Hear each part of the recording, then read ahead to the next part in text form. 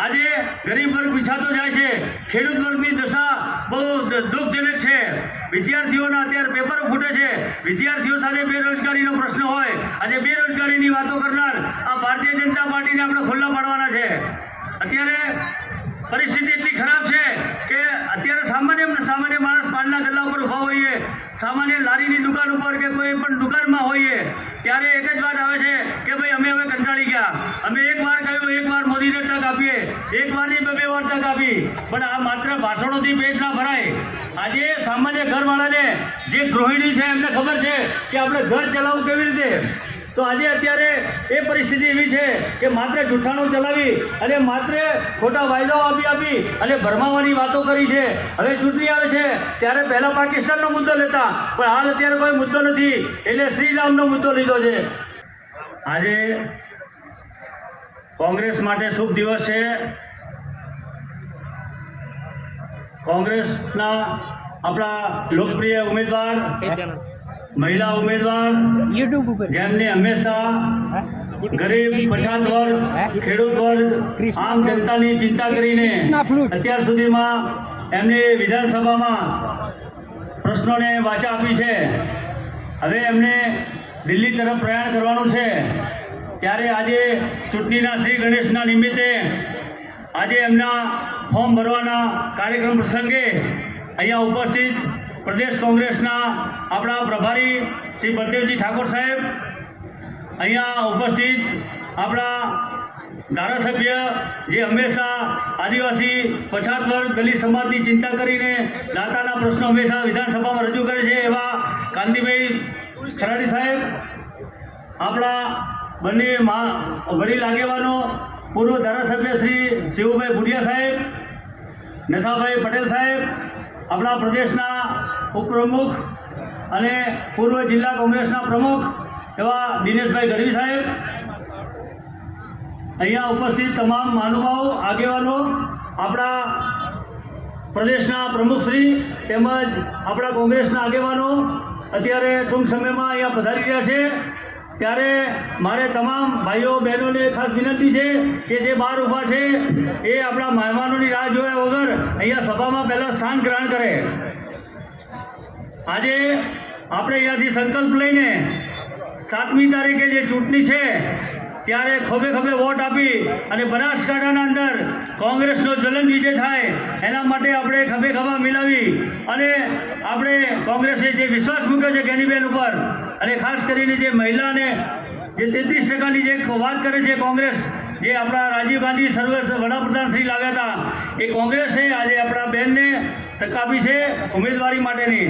ત્યારે મહિલાઓએ પણ વધુ વિશેષ આમાં આપણે સહયોગ આપવો પડશે।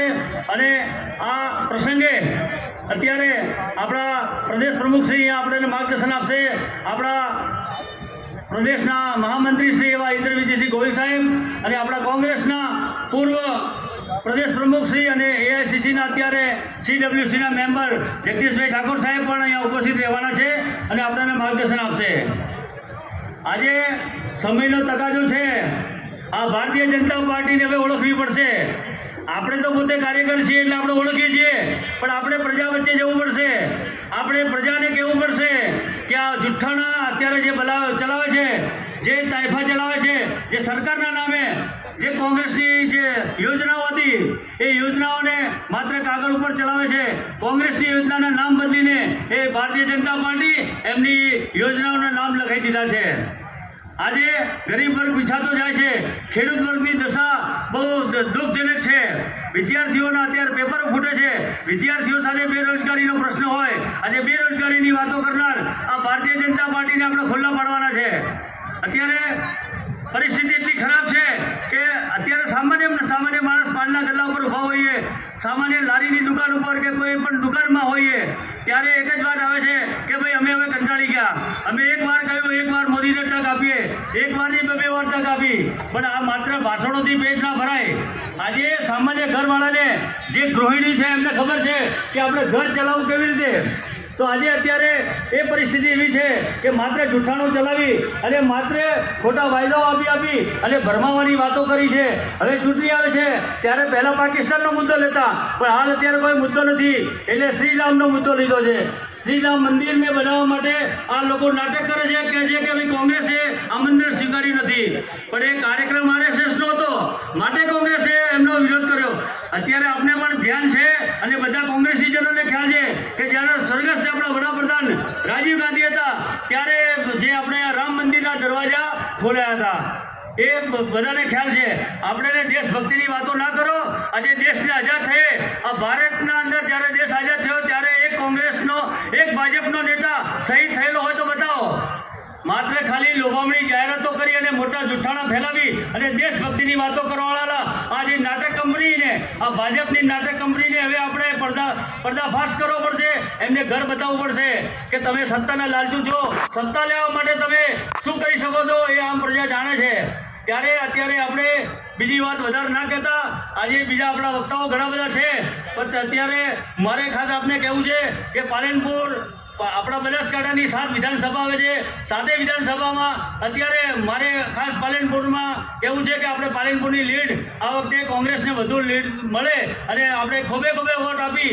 આમ તો આખા દરેક વિધાનસભામાં આપણા જે ધારાસભ્ય છે, માજી ધારાસભ્ય છે, આગેવાનો છે, પોતપોતાના વિસ્તારોમાં બધા 50,000ની લીડથી દાવો કરી રહ્યા છે. અને અત્યારે જ્યારે ગેનીબેને જ્યારે ઉમેદવારી પત્ર તો આજે ભરે છે, પણ જ્યારે ઉમેદવારનું નામ જાહેર થયું ત્યારે એમનો જે બહેનનો ઉમળકો અને સ્વયંભૂ જે બહેનોને જે ઉમળકાથી જે બહેનને ગળે મળે છે અને એ અત્યાર સુધીના ચૂંટણીમાં સામેથી કોઈ દાન આપે એ આવો પહેલો બનાવ બન્યો છે કે આજે લોકો તો વોટ માટે, નેતાઓ વોટ માંગે, પણ અત્યારે સામેથી આપણને બહેનને દાન મળી રહ્યું છે.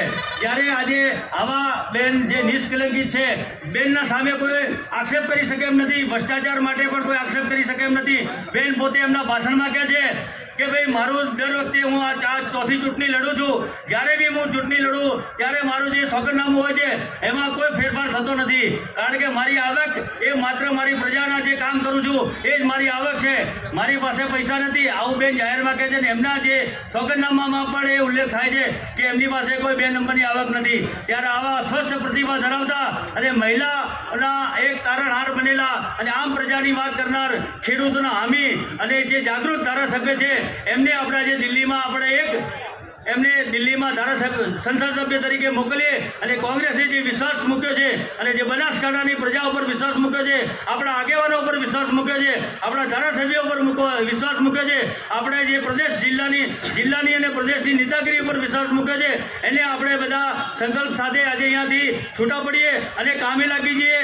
નાની મોટી કોઈ મતભેદ હોય, કોઈ કામગીરીમાં ક્યાંક નામ રહી ગયું હોય, કોઈ કચાશ રહી ગઈ હોય તો આજે આપણે દરગુજર કરીશું કે આ આપણે પોતે સ્વયંભૂ આપણે ઉમેદવાર છીએ, આપણે બધા પોતે ઉમેદવાર છીએ, આપણે કોંગ્રેસનો જ્વલંત વિજય અપાવવાનો છે અને આપણે બધા અહીંથી આજે સંકલ્પ લઈ કોંગ્રેસને વિજય લગાવવા માટે કામે લાગી જઈએ. આપણી પાસે હજુ સમય છે, પણ ઘણીવાર એવું કહે છે કે સમય છે એટલે શાંતિથી કરીશું, પણ એની જગ્યાએ આપણે બધા પોતપોતાના બૂથ અને પોતાના વોર્ડના અંદર આપણે માની લો કે પાલનપુરમાં કાર્યક્રમ છે, પણ થરાદની ચિંતા નહીં કરવાની, આપણા બૂથની અને આપણા વિસ્તારની ચિંતા કરવાની છે. ત્યારે મારે વિશેષ ના કહેતા મને અહીંયા તક આપી અને બોલવાની તક આપી અને બધાના દર્શન કરવાનો લાભ મળ્યો. ભારત માતા કી જય, જય ભીમ. ધન્યવાદ મુકેશભાઈ સાહેબ. હવે હું